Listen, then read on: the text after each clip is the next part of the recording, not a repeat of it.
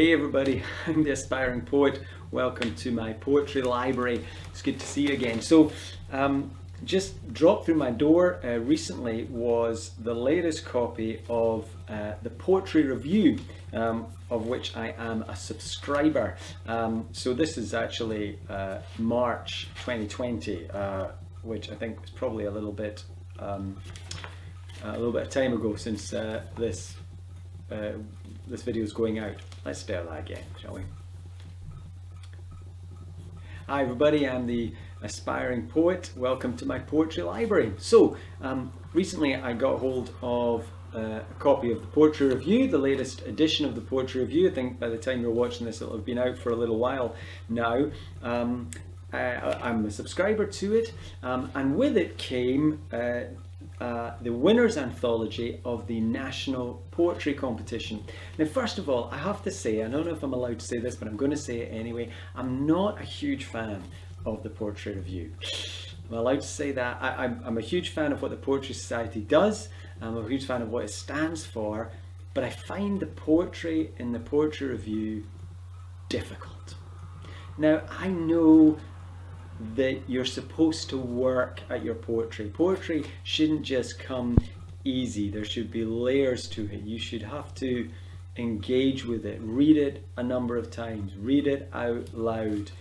You're supposed to work at it, but there's work and there's work.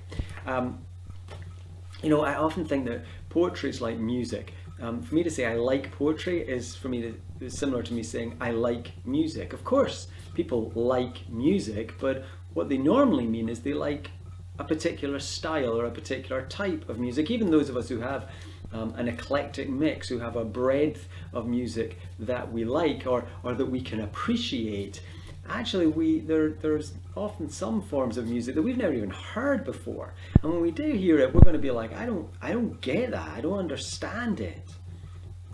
For example, I'm a great jazz fan. I love jazz music, and again, even jazz. I mean, for goodness sake, that's a huge body of work. I mean, that's a huge spectrum of different styles included in jazz.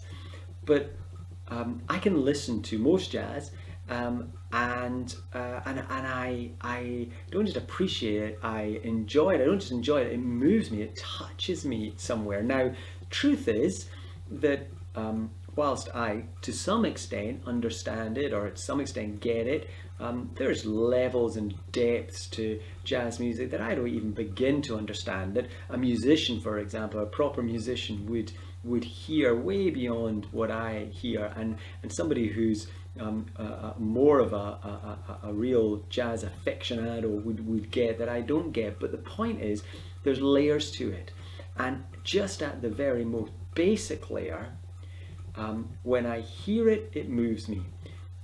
Classical music, I'm not a classical music fan. I don't listen to a lot of classical music. And because of that, I'll be honest, a lot of it sounds the same to me. Oh dear, am I allowed to say that as well? But the point is, actually, you can listen to it, put it on the radio, you get a classic FM, and you go, wow, that's really nice. That's really nice. I like that. I like that. But of course, there's great depths to it. What I'm saying is that I like my poetry that way, and I make no apologies for it. It's not that I don't want to have to work at it. In fact, I do want to have to work at it, and I know that the more that I work at it, the more I get out of it. But I want to be able to read it and for it to move me. I want it to invite me in. I want it to ask me to do the work. I want it to attract me to do the work. And I'm afraid, for better or worse, there are times when I read some poems and they don't invite me to do the work because I don't understand even how the words are being put together, what it's doing on the page. Now, I do understand that if I did spend the time at it, I would reap the rewards. And that has been true of my poetry reading in general, going way back to reading John Donne in school, where it needed to be explained and I needed to be helped to read it, and then, busy old fool, unruly son, why dost thou thus? just moved my heart. Batter my heart, three-person God, for you as yet but knock.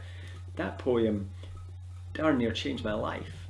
So I get that, and I understand that's what I need to do, but sometimes I also want it to work on a level where it's getting me first. It's what I like about folks like Billy Collins, for example. I think he does that. So many others, not just him. Anyway, point is, not the point. Anyway, it's poetry review, and I'm, that's just where I am at the moment. That's what I find. Whereas I find magazines like The North, for example, I'm really enjoying that. And as I've said in another place, the Fenland Poetry Review. Ooh, is that what it's called?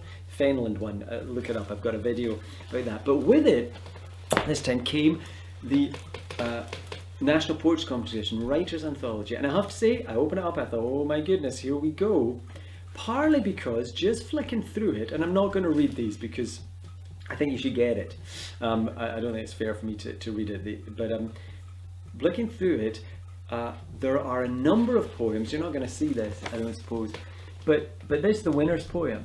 Over 2 pages, that's one sentence. No stanzas, no... there is a little bit of punctuation, commas, etc., but one great sentence. Second one certainly has stanzas, but there are a number of poems, he says, trying to find them, which have that. One by Rosie Shepherd here, very similar. Just one great long poem. Hotel Grief is another winner. Here we go. When Deducha comes. Where Deducha comes from by Gerald Smith. Again, look at that. They're similar poems. They intimidated me a wee bit until I started reading them.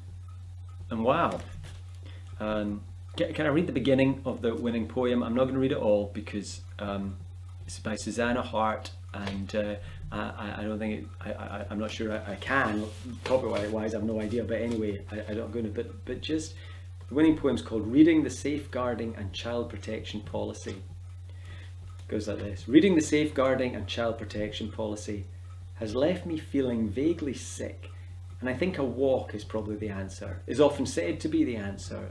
Though I now understand physical intervention must not be undertaken lightly, and the appropriate training must be given because the policy is designed to prevent the impairment of health or development, even though it has had the opposite effect on me, as currently I feel impaired, uneven, unequal to the task of being real, such that it occurs to me that humankind seems to be trying to find ever more ingenious ways to make the bearing of reality more difficult.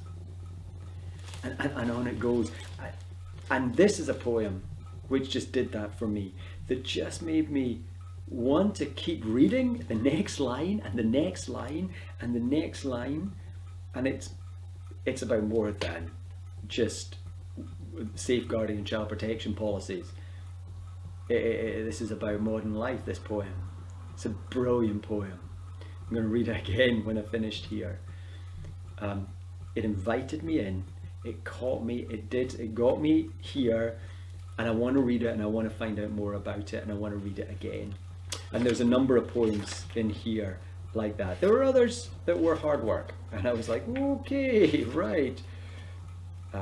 So I don't know if that's right or wrong, but that's how I like my poetry, and maybe there's a style here that I haven't explored.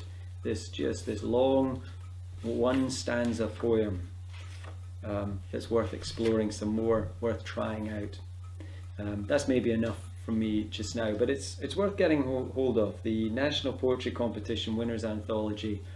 I don't know if you can get it separate from Poetry Review, but check out those poems because they're refreshing, they're new, and they're good. All right, thanks very much. See you again. Bye now.